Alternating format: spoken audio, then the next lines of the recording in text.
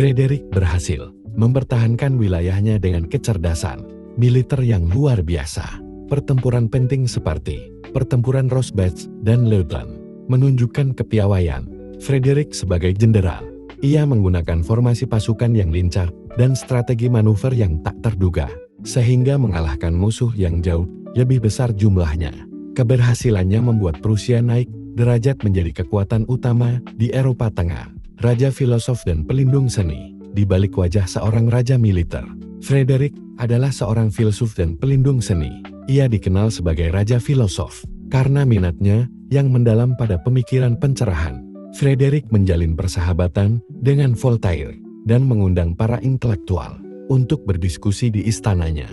Ia menulis puisi, musik, dan bahkan traktat filsafat sendiri. Ia juga mendukung pembangunan berbagai institusi budaya dan pendidikan. Akademi Ilmu Pengetahuan Berlin yang didirikan pada masa pemerintahannya menjadi pusat penelitian dan inovasi di Eropa. Frederick meyakini bahwa negara yang kuat bukan hanya dilihat dari militernya, tetapi juga dari kemajuan ilmu pengetahuan dan seni, reformasi dan warisan.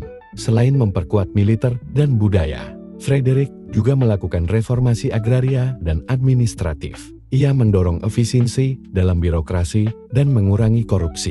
Frederick memperhatikan kesejahteraan rakyatnya, meskipun masih mempertahankan sistem feodal di beberapa daerah. Ia juga memperluas wilayah Prusia, terutama dengan mengambil alih Silesian dari Austria, yang memperbesar kekuatan ekonominya. Sepanjang masa pemerintahannya, yang berlangsung lebih dari 45 tahun, Frederick mengubah Prusia dari negara kecil menjadi kerajaan yang disegani.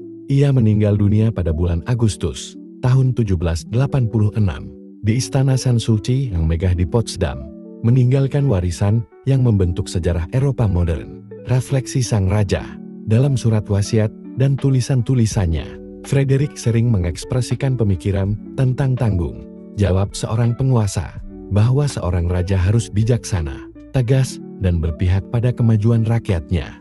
Ia adalah sosok kompleks, seorang prajurit dan filsuf yang menggabungkan kekuatan dan kebijaksanaan.